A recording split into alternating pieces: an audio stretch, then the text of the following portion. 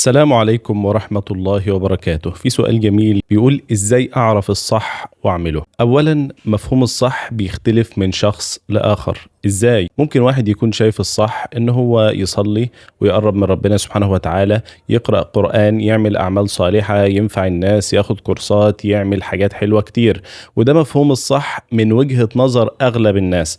ممكن واحد تاني يكون شايف من وجهة نظره مفهوم الصح إن هو يمشي مع بنات، يسمع أغاني، يمتع نفسه، يعمل أي حاجة معصية. هو شايف إن ده كده من وجهة نظره المريضة، شايف إن ده مفهوم الصح. فقبل ما نجاوب على السؤال حبينا نوضح، حضرتك شايف الصح من الناحية دي ولا من الناحية دي؟ وبالتالي هنجاوب على السؤال. حضرتك شايف الصح اللي هو الصح اللي الناس الطبيعية شايفاه، اللي هو ان الواحد يقرب من ربنا سبحانه وتعالى ويعمل طاعات ويحفظ قرآن ويحافظ على الصلوات وياخد كورسات ويشتغل ويتجوز ويستقر والحاجات الجميلة دي كلها. طيب احنا كده وصلنا لنقطة مشتركة. ازاي بقى نعرف الصح؟ هنفصل واحدة واحدة. احنا كمسلمين بنعرف الصح من قال الله، من القرآن الكريم، وبنعرف الصح من سنة النبي عليه الصلاة والسلام. والقرآن والسنة فيهم آيات كتير بتودينا للطريق الصح وبترشدنا وبتهدينا. وبص في الآيات القرآنية هتلاقي كتير، وبص في أحاديث النبي عليه الصلاة والسلام برضه هتلاقي كتير. فاحنا بناخد الصح كمسلمين من القرآن الكريم ومن سنة النبي عليه الصلاة والسلام ومن أقوال الصحابة وأقوال السلف. فحضرتك عرفت الصح، وبعدين ممكن نعرف الصح. احنا كده عرفنا الصح من الناحية الدينية. طيب محتاجين برضو ان احنا نكون واعيين دنيويا ومثقفين ومتعلمين. هنتعلم، ناخد كورسات، نتعلم لغة، نتعلم حاجة تواكب العصر اللي احنا فيه بس حاجة تكون حلال.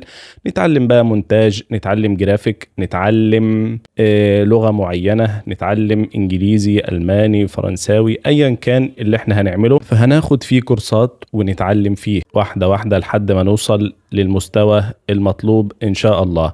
فاحنا كده عرفنا الصح وعرفنا ازاي نعرف الصح، ونعرف الصح من مصادر ايه. طيب بقية السؤال ازاي اعمله؟ في كذا طريقة ان الواحد يعمل الصح بإذن الله. اول حاجة ان انت تدعي ربنا سبحانه وتعالى اللهم اهدني وسددني ووفقني. الانسان مش هيعمل الصح الا بإذن الله سبحانه وتعالى. الانسان مش بياخد خطوة إلا بتوفيق من الله عز وجل. ربنا سبحانه وتعالى قال في القرآن الكريم ما أصابك من حسنة فمن الله. يعني الحاجات الحلوة انت مش هتعرف تعملها غير بتوفيق من ربنا سبحانه وتعالى. فرقم واحد ان انت تطلب من ربنا سبحانه وتعالى الهداية والتوفيق والإرشاد والصلاح. رقم اتنين ان انت تستعين بصحبة تعينك على الحاجة اللي انت عايز تعملها. ايا كان، عايز تختم القرآن، تروح دار او تروح مسجد هتلاقي ناس بتختم القرآن وبتحفظ، اقعد احفظ معاهم واختم القرآن وبإذن الله ربنا هيكرمك وهتختم القرآن معاهم. عاوز تحافظ على الصلاة، صاحب ناس ملتزمين وان شاء الله بإذن الله هيعينوك على المحافظة على الصلاة.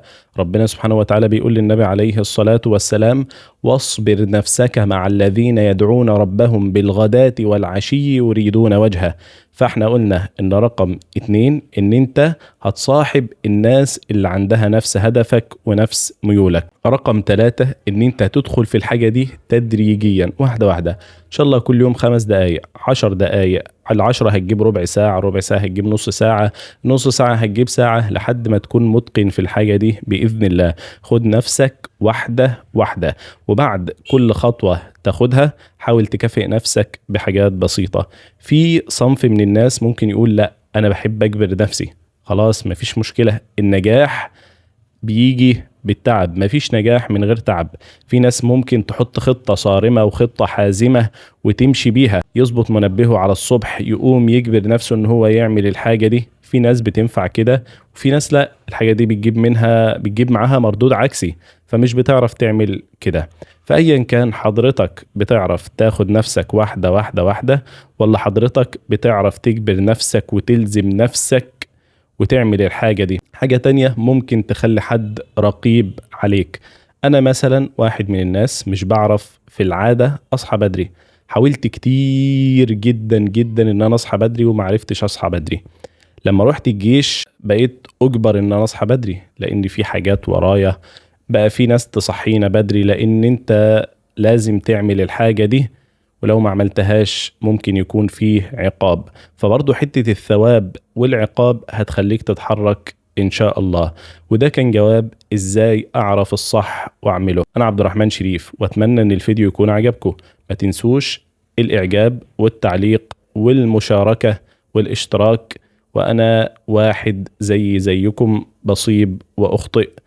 والسلام عليكم ورحمة الله وبركاته.